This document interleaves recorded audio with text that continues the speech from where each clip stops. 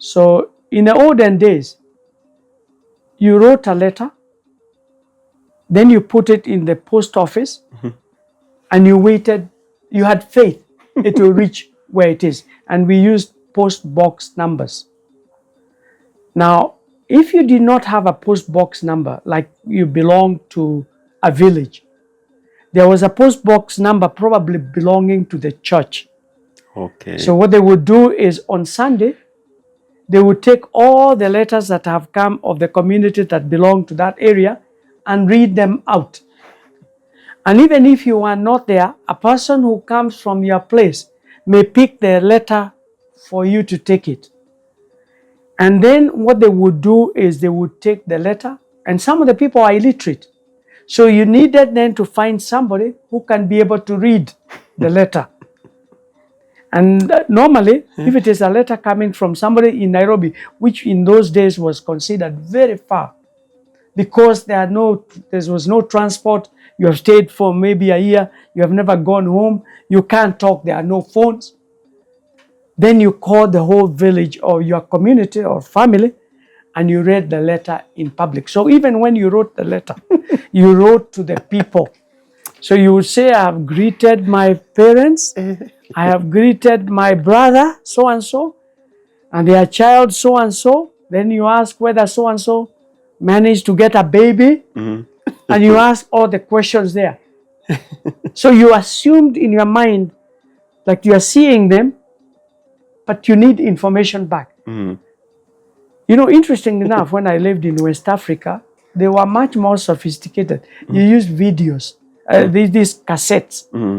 So the cassette would be put there, and you would talk, and then the whole village would be there listening to the message from the son or the daughter of ours in the town. Jagi, you know, the people watching hapa, they are very young people. Most of the people watching this interview are people in their 30s and 20s and maybe late teens. Hii story tunapiga hapa ni ya 17 ama ya 18? No, first of all, I want to say that if you look at technology, it's always on the move. Yes. So that was the technology of that day. Those are the days I'm talking about, the 1960s, 1970s, and probably even 1980s. You use post office box. So 1990s, that's when we start seeing the issue of, in fact, probably 1970s, 1980s, you start seeing telephone in the villages. But there was a public booth. So if you wanted now to phone somebody, you needed to write a letter that I'll phone you on a certain day, at a certain time. So they go to the booth, like in Botella, they queue, and they tell the other people who are in the queue, I'm waiting for a call at a certain hour, and the other person is calling at a certain hour, and you tell them. That's, you know, when you don't know anything else, we thought from writing a letter and reading it to moving to the telephone booth was a very major step in terms of technology. I can imagine. And communication. I think most of us, even myself, I think the farthest nimeenda kabisa, there's a phone called, and even for everyone watching, do you remember simu ya jamii? And the most common one was called adondo simu ya jamii. So ungeenda pale, let's say if you are living in an estate, unaenda in a, like the shopping center, then kuna mtu mama hapo akona simu, unampatia pesa, anakusetia ti, hiyo ni 8 minutes. I know some cool kids, maybe hata waelewi tunasema nini hapa, anashangaa. Yeah, so then unaanza kuongea na wewe, time yako imeisha. But now imagine this, angalia penye tumetoka from that point hivyo hadi where we are right now. Saizi simu iko tu hapa, like right now our lives iko kwa simu kabisa. That's what we are talking about, and I like it also. We are already tackling it, mambo ya technology, na mimi nitataja tu hapa vizuri because someone was also asking, now that tuko hapo kwa technology, what was the first like device uliwahi guza in your life? A communication device or the communication device I used. I think first of all you have to understand that, and I don't know whether you call it device. What used to happen when we were in the village, when we were young, a person would go to the highest point with a calabash. In fact, it's a gourd that is cut in half. So it looked like a megaphone. So he first of all would cough. You knew very well at 9 o'clock he is going to tell people what is going to happen. So everybody would come out of the house to listen to what is happening. So they may say, next week or not on Sunday, can everybody bring their child to get vaccinated at a certain point, at a certain clinic? And then he would repeat it 3 times. And those who did not hear, they would tell others. And sometimes there was miscommunication and argument as to what he said. So that is the first instrument of communication I saw being used. A megaphone made of a gourd, which is cut so that it can be able to project towards the valley. So like in our place where there was supposed to be harvesting of coffee, they would say, tomorrow the factory is closed. Although it is a day for you to harvest, it has been postponed to the following day. So do not harvest your coffee. Do you understand? So we moved from there. So the next thing we did is to move to the telephone. And the telephone was a booth. And not all places had a booth. You had to walk probably about 10 kilometers, those who were lucky. Because like in our place, the first booth was in Karatina. And Karatina was, it was what? Maybe about 16 kilometers from where we were. So even when you wrote a letter that I need to talk to somebody on the phone, you walked. And then sometimes you find that the telephone is not working. After going there. So you are there, you have walked and you have to walk back. Because nobody would tell you that it is not working. There was no other way. Then the other communication that was there was telegram.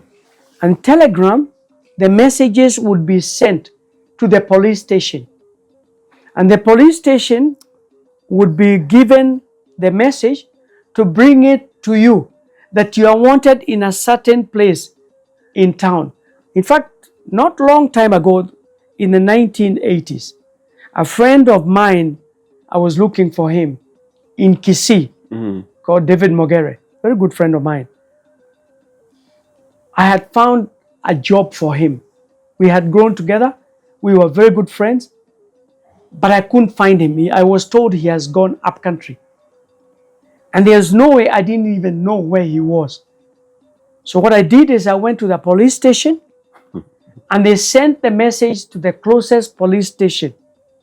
In fact, himself, he tells me that time he was using a plow in the shamba and he saw policemen coming to their shamba and he took off. Because policemen generally are seen as a sign of trouble, not to help you. I hope that image will one day change, where we can embrace them as people that are there to keep peace. So that image needs to be removed. So he ran away. But they were bringing him a message that somebody is calling him in Nairobi. He is needed for an interview. So they had to send a small boy to tell him it is okay. So he had to come back to go to the police to find out. And then they sent a telegram that because the buses only travel twice a week, he cannot make it until a certain day. So we have to wait for him. That's the way life works. I'm trying to imagine hata saizi for any young person saizi ukipata tu message polisi anakuhitaji, what first comes to your mind saa hii hata vile tunaongea? Because there's even a very bad thing happening. We are told in some communities for public participation ifanyike inaitwa baraza.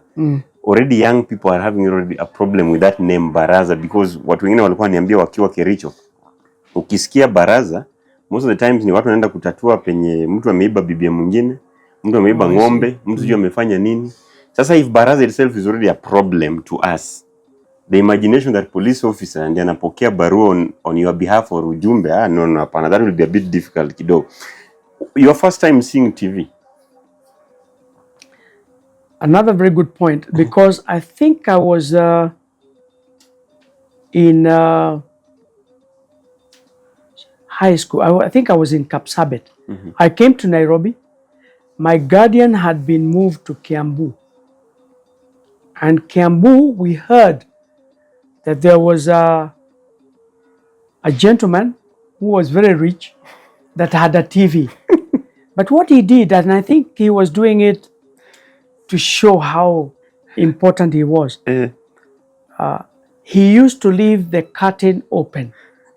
So what we used to do is put stones next to the window and peep through the window. I think he knew we were there, but he enjoyed that kind of, that I'm the only person with a TV. It was a black and white? A black and white. Gani, and also don't forget the TV started at 6 and ended up at 10:30. 6 p.m. or 6 6 in the evening. Okay. And ended up at 10 p.m. Okay. Roughly 5 hours. Yes, 5 hours. It was only showing, and it had you start with what the president did during the day, Nakanu ya Jenga Nchi, and the national anthem, and you end up with a national anthem at the end of it. In between, they brought in some old videos. I don't know, they were collecting them from, what do they call it? Perry Mason, guy who was a detective. In fact, Perry Mason could have been the person who inspired me to become a lawyer, because he was a lawyer arguing in court. So those kind of things. But most of the times when you looked at the film, you did not understand what they were saying, but you saw things just moving. But amongst us, there were smart guys who created a story out of what they were seeing. And they were like the guys telling you, that guy is going to punch so-and-so or go and so-and-so, that kind of a thing. The second thing that used to happen in the villages is that we used to get films brought in by a mobile unit. And that company was called Factual Film. And it was going around East Africa. You know, East Africa in those days was seen as one. Okay. We were using one currency. There were no boundaries restriction. There was no... So you just cross borders. You just cross borders. Busia, Namanga. You didn't have issues. No passport, nothing? No passports. Okay. East Africa was like one country. Currency was the same. You did not need... The value of the currency? Was it the same? Oh, it was the same. Yeah, was East African shilling. Okay. Now, the thing is, don't forget that when you got transferred, all the institutions of government were East Africa community. Okay. So if you act with the railways, you could be transferred to Tanzania. Tanzanians could be transferred to Kenya. So even when the universities started, like Makerere, they were not called Uganda or Tanzanian. Yeah. They were East Africa. So even the University College, as it started, of East Africa, Nairobi University, that's what it was called. Okay. So we had Tanzanians, we had Ugandans, and we had people from outside. And in a way, I wish that kind of an image continued, because people intermarried, people had friends. I had friends all over, and you didn't feel like there was a difference. I think what we have done of late is to become very compartmentalized. We are small compartments of countries. Now we have even counties. Counties. You have sub-counties. Now if you are from one county, to even get a job in another county, it is a problem. Even if you come from that community. I think we have moved backwards. Then in the county now we are heading to clanism. I think the world, if I had a way myself, the world would have no boundaries. Let people just move around. People are human beings. Even the birds themselves are cleverer than us. And animals, you see them moving from Serengeti, moving to the Mara. They don't respect boundaries. The wild beasts crossing over. If you look at the birds, they come from Europe, they come and travel through the continents. Why does man think that they are superior, and yet we have put ourselves into small little compartments called countries. I don't understand. That to me is very backward. It's very primitive. If you have human being like you and me, why put a boundary between me and the other person? We're the same. We are the same race. I think after you sharing that experience, now I understand why we had things like East Africa newspaper, Yes. East Africa That's Airways. why they went I heard back something to of East East African- Africa Airways. Correct. There was something like that, right? In fact, even the standard was called East African Standard. Yes. There was nothing like a paper or a newspaper that belonged to a country. Yeah, we read the same things. Jagi, before we complete, maybe we conclude this topic on communication. There was no social media. People were not using phones, and then how is it that bado this older generation was really updated? Like when the something happened in Uganda and people in Kenya knew it. Something happened in Tanzania or in Nigeria. Like for example, when the countries were getting independent, when you read the stories, you'll hear the Ghanaians were saying this about Kenyans. Kenyans were saying this about Namibians. How is this information then being transmitted? I think one of the things, if you look at the way the technology has moved, in my own view, one of the biggest revolutionary gadget was the transistor radio. Oh. So once the transistor radio came in, and you could tune on BBC, you could tune on different countries. When Tanzania started having, you could listen to Tanzania, you could listen to other countries. It started breaking the barrier of communication. Transistor radio was one of them. But one of the things which was very interesting is that the early presidents, who are mainly dictators in Africa, still wanted to control communication.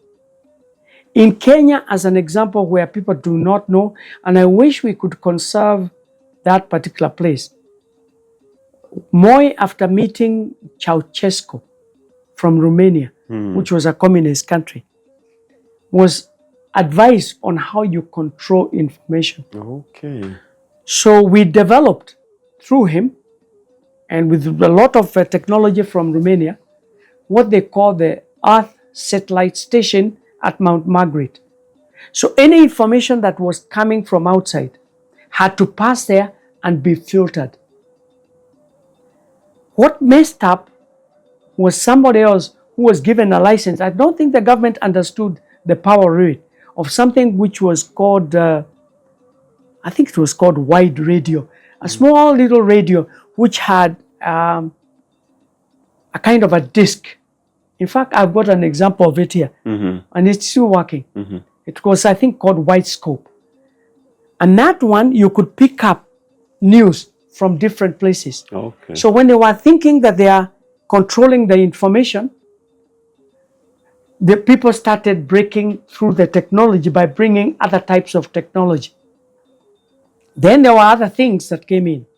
In the olden days, everything that was in terms of information, like newspapers, writing about Kenya from outside, there were two very major newsprints. One is called Times, and the other one Newsweek. And what they used to do is that when they know that there is a story that is negative about Kenya, they would impound all the copies at the airport. So you never get the copies. So what broke through on that one is when then fax came in. So Kenyans and other people who are abroad, when they are confiscated, they started sending copies through fax, which would be photocopied and spread around. So you would read what they are saying about your own country. That is also what broke the back of apartheid. The apartheid government had managed to control information. There was no television in South Africa. There was no television even in Tanzania for a long time. So the things to do with the satellite and information coming into it was only controlled by the government. The government told you what they wanted you to hear. So the breakdown in terms of the communication has a lot to do with opening the doors of liberation. Yes. Interesting.